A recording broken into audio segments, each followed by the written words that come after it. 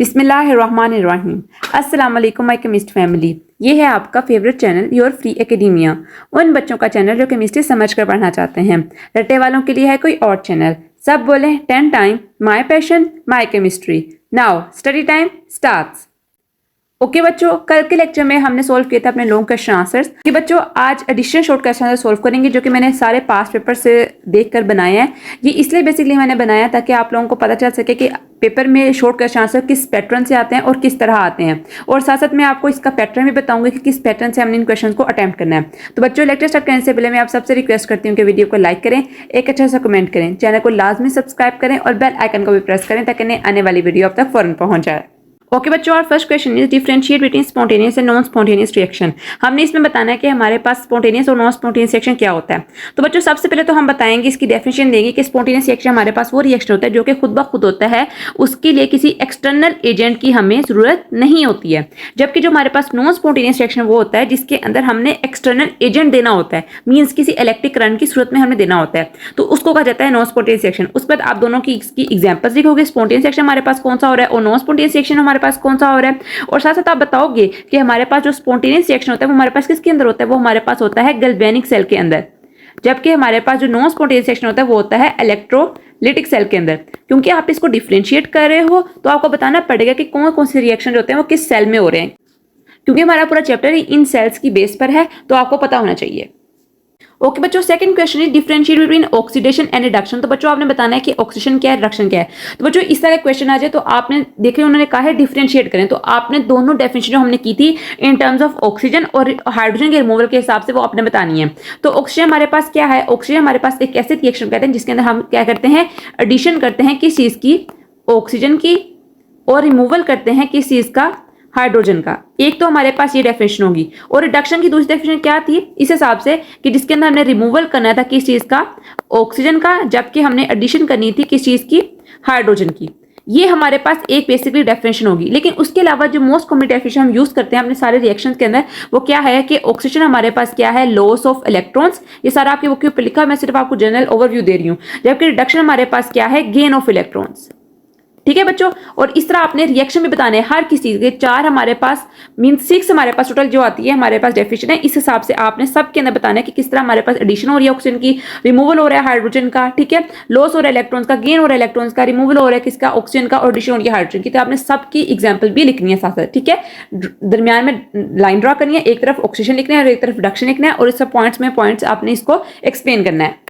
Okay बच्चों, question number 3 is calculate the oxygen number of sulphates. और यहाँ पर सल्फेट आना है in H2SO4 where H is equal to +1 and O is equal to -2। बच्चों ये कुछ क्वेश्चन में आपको ये लिखा होगा इनकी वैलेंसी या ऑक्सीजन स्टेट, लेकिन ज्यादातर रिएक्शन में आपको खुद ब खुद फाइंड करना होगा। तो सबसे पहले क्या है, H2SO4। तो आपको पता है हाइड्रोजन कितना हो गया, +2, क्योंकि 1 हमारे पास इसका चार्ज है, 2 हमारे पास number of molecule, plus x plus -8 हमारे पास टोटल आ गया इसका सम। तो x - 6 is equal to 0, x is equal to +6 हमारे पास चार्ज है किसका, सल्फर का, H2SO4 के अंदर। ओके बच्चों, question number 4 is differentiate between oxidising agent and reducing agent. तो बच्चों आपको पता है ऑक्सीडाइजिंग एजेंट वो हमारे पास सब्सटेंस होता है जो कि क्या करता है, किसी दूसरे एटम से, किसी दूसरे एलिमेंट से इलेक्ट्रॉन्स को अपनी तरफ एक्सेप्ट करता है, इलेक्ट्रॉन्स खींचता है, तो हम उसको कहते हैं ऑक्सीडाइजिंग एजेंट। ये ऑपोजिट होता है किस चीज का, ऑक्सीडेशन का, और इक्वल होता है हमारे पास किसके, रिडक्शन के। और रिड्यूसिंग एजेंट क्या होता है हमारे पास, जो कि किसी को देता है इलेक्ट्रॉन्स, किसी दूसरे इलेक्ट्रॉन्स को दे रहा है, डोनेट कर रहा है हमारे पास, तो ये हमारे पास हो गया रिड्यूसिंग एजेंट। आपने इसकी एग्जांपल भी लिखनी है कि बुक के ऊपर काफी डिटेल से लिखा हुआ है, वहां से देख के आप पढ़ सकते हो इसको, और आपने इसकी एग्जांपल्स भी देनी है। ओके बच्चों, question number 5 is define strong electrolytes with example. तो आपने बताना है कि हमारे पास स्ट्रॉन्ग इलेक्ट्रोलाइट्स क्या होते हैं। तो बच्चों आपको पता है स्ट्रॉन्ग इलेक्ट्रोलाइट्स हमारे पास वो सब्सटेंसेस होते हैं जो क्या करते हैं, वो हमारे पास कंप्लीटली आयनाइज हो जाते हैं, ठीक है। हमारे पास कंप्लीटली आयनाइज हो रहे हैं तो हमारे पास वो क्या बन रहे हैं, वो हमारे पास स्ट्रॉन्ग इलेक्ट्रोलाइट्स बन रहे हैं। और आपने एग्जांपल भी देनी है स्ट्रॉन्ग इलेक्ट्रोलाइट की, जैसे हमारे पास आता है NaCl हो गया, H2SO4 हो गया, हमारे पास ये क्या है, हमारे पास एक स्ट्रॉन्ग इलेक्ट्रोलाइट्स हैं, ठीक है बच्चों। ओके बच्चों, next question is what happens at cathode in galvanic cell. तो उन्होंने पूछा गैल्वेनिक सेल के ऊपर कैथोड के ऊपर क्या होता है। तो हमें पता है कैथोड के ऊपर हमारे पास, गैल्वेनिक सेल के ऊपर क्या हो रहा है, हमारे पास कैथोड के ऊपर गैल्वेनिक सेल के अंदर रिडक्शन हो रही है, ठीक है। ओके बच्चों, then question is name by products produce in Nelson cell. तो उन्होंने पूछा कि नेसेल सेल के अंदर बताएं कौन से हमारे पास बायो प्रोडक्ट प्रोड्यूस होते हैं। तो हमें पता है कि नेसेल सेल के अंदर जो टू मोस्ट फेमस हमारे पास बायो प्रोडक्ट्स प्रोड्यूस होते हैं वो कौन से हैं, वो हमारे पास है H2 और Cl2, दोनों हमारे पास गैसेज जो कि प्रोड्यूस होती हैं। Third question is differentiate between strong and weak electrolyte. तो बच्चों आपने डिफरेंशिएट करता है हमारे पास स्ट्रॉन्ग इलेक्ट्रोलाइट क्या होता है, वीक इलेक्ट्रोलाइट क्या होता है, और उनकी साथ साथ एग्जाम्पल्स भी देनी है आपको। बेशक उन्होंने एग्जाम्पल्स का कहा हो कि ना कहा हो, जब भी किसी चीज का उन्होंने डिफाइन किया है तो इसका मतलब है कि मैंडेटरी है कि आपने एग्जाम्पल लाजमन देनी है, और दो तो एटलीस्ट लाजमन देनी है ना आपने एग्जाम्पल्स। देन हमारे पास define oxygen in terms of electrons. तो आपने बताना है कि हमारे पास oxygen in terms of electrons क्या होती है। तो हमें पता है कि लॉस ऑफ इलेक्ट्रॉन्स को क्या कहते हैं, ऑक्सीजन, और आपने एग्जाम्पल भी देनी है। देखिए फॉर एग्जांपल हमारे पास सोडियम है, सोडियम चेंज हो रहा है किसके अंदर, सोडियम पॉजिटिव के अंदर प्लस इलेक्ट्रॉन नेगेटिव, मींस कि यहां से एक इलेक्ट्रॉन निकल रहा है बाहर, एक इलेक्ट्रॉन यहां से बाहर निकला तो सोडियम हमारे पास क्या हुआ है, पॉजिटिव हो गया है। इसका मतलब क्या है, यहां पर ऑक्सीडेशन हुई है। देन हमारे पास what is the shape of cathode in Nelson. तो हमें पता है कि शेप क्या होती है कैथोड की, ये यू शेप्ड होता है, ठीक है। और देन उन्होंने पूछा व्हाई इट इज परफोरेटेड। तो परफोरेट क्यों होता है, ताकि हमारे पास जो NaOH हमारे पास प्रोड्यूस हुआ है इसके ऊपर ये अच्छी तरह परफोरेट कर जाए, हमारे पास नीचे कैच बेसन होता है उसके अंदर जाके स्टोर अप हो जाए और हम वहां से निकाल सकें NaOH को। ओके बच्चों, नेक्स्ट है हमारे पास what is difference between corrosion and rusting. तो बच्चों को पता है क्रोजन क्या होती है, हमारे पास ये ऐसा स्लो और कंटिन्यूअस प्रोसेस होता है जिसकी वजह से हमारे पास जो मेटल होता है हमारे पास वो खत्म हो जाता है। ईटिंग अवे ऑफ मेटल कहा जाता है क्रोजन। किस वजह से होता है, हमारे पास हमें पता है कि सराउंडिंग मीडियम जो होता है हमारे पास इफेक्ट करता है इस चीज को कि मेटल जो होता है वो क्रोड कर जाता है। और रस्टिंग क्या होती है, जब हम क्रोजन को स्पेसिफिक कर देते हैं, स्पेसिफाई कर देते हैं किस चीज के लिए, आयरन के लिए। अगर किसी आयरन शीट के ऊपर या आयरन मेटल के ऊपर क्रोजन हो रही है तो उसको हम कहते हैं रस्टिंग ऑफ आयरन। ओके बच्चों, नेक्स्ट है हमारे पास what is difference between valency and oxygen state. तो बच्चों आपको पता है वैलेंसी क्या होती है, वैलेंसी हमारे पास होती है combining capacity of an element, एक एलिमेंट की ऐसी कंबाइनिंग कैपेसिटी जिसकी वजह से दूसरे एलिमेंट से कंबाइन करता है। फॉर एग्जांपल हम देख लेते हैं हाइड्रोजन जो है, हाइड्रोजन की वैलेंसी हमारे पास 1 होती है। इसकी वैलेंसी 1 क्यों होती है, क्योंकि ये हमारे पास 1 इलेक्ट्रॉन्स को क्या करता है, कंबाइन कर सकता है, अपने एक इलेक्ट्रॉन के साथ शेयर कर सकता है किसी दूसरे इलेक्ट्रॉन को। अगर हम क्लोरीन की देखें तो बच्चों क्लोरीन की क्या होती है, हमारे पास 1 होती है, ठीक है। उसके अलावा हम देख लेते हैं ऑक्सीजन की, ऑक्सीजन की हमारे पास 2 होती है।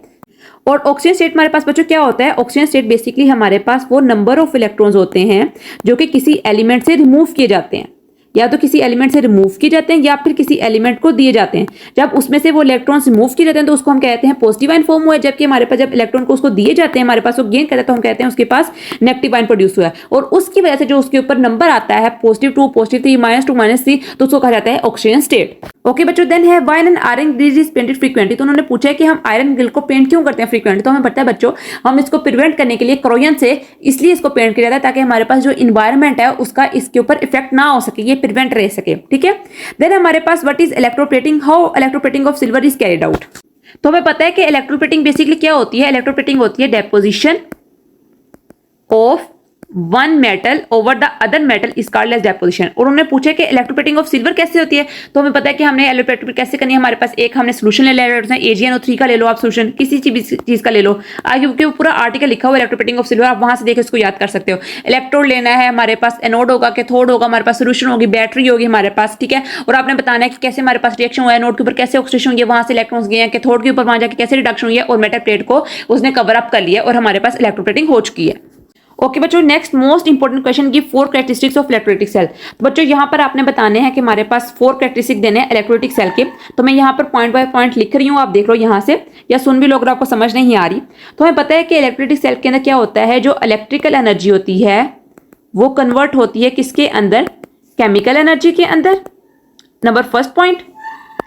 नंबर 2 पॉइंट पे हमारे पास है करंट जो होता है हमारे पास वो यूज किया जाता है to produce non spontaneous redox reaction, ठीक है। अगर आपको नहीं दिख रहा सही तरह तो आप ऐसा करो कि जो मैं बोल रही हूं उसको आप थोड़े सुनो। उसके बाद हमारे पास था कि एनोड जो होता है उसके ऊपर क्या होता है पॉजिटिव चार्ज, जबकि कैथोड जो होता है उसके ऊपर क्या होता है नेगेटिव चार्ज, ठीक है बच्चों। और लास्ट पॉइंट हमारे पास है कि इसके अंदर ऑक्सीडेशन जो होती है हमारे पास किसके ऊपर होती है, एनोड के ऊपर, जबकि कैथोड के ऊपर क्या होती है रिडक्शन। ये 4 पॉइंट है हमारे पास बेसिकली कैरेक्टरिस्टिक बताते हैं इलेक्ट्रोलाइटिक सेल के। इस तरह सेम आपको गैल्वेनिक सेल के बारे में भी आ सकते हैं, ये भी याद रखना है, ठीक है। यहाँ पर जो मैंने आपको क्वेश्चंस दिए हैं उससे मुराद ये भी है कि मैंने आपको एक हिंट्स दिए हैं कि इससे रिलेटेड टॉपिक्स के अंदर क्वेश्चन ज्यादा आते हैं, ठीक है। अब इलेक्ट्रोप्लेटिंग के उसके अंदर भी आपको कोई क्वेश्चन आ सकता है, इलेक्ट्रोप्लेटिंग ऑफ टीम का भी शॉर्ट में पूछ सकते हैं, लॉन्ग में भी पूछ सकते हैं, किसी भी तरह पूछ सकते हैं, ठीक है बच्चों। ओके बच्चों, आज के लिए इतना ही। आई होप सो कि आपको आज की लेक्चर वीडियो अच्छी लगी होगी। मैंने बहुत इजी वे में सब कुछ आपको एक्सप्लेन किया है और सारे जो पास पेपर्स आज से 2-3 साल पहले में सारे क्वेश्चन आए हैं वो मैंने सारे यहाँ पर लिस्ट डाउन कर लिए, मोस्ट इंपॉर्टेंट। ठीक है, नो डाउट काफी ज्यादा आते रहे हैं, लेकिन मैंने जो मोस्ट ज्यादा रिपीटेड आए हैं उनको मैंने यहाँ पर लिखा है। तो आई होप सो कि आप इस वीडियो को अच्छी तरह देखोगे और एंड पर देखोगे, तब अपना पूरा लेक्चर कंप्लीट कर चुके होगे, अपना चैप्टर कंप्लीट कर चुके होगे, तब आप ये वीडियो देखोगे। बच्चों कल हम अपना नया चैप्टर स्टार्ट करेंगे इंशाल्लाह। तो बच्चों कल मिलते हैं एक नई वीडियो के साथ, तब तक के लिए फी अमानिल्लाह।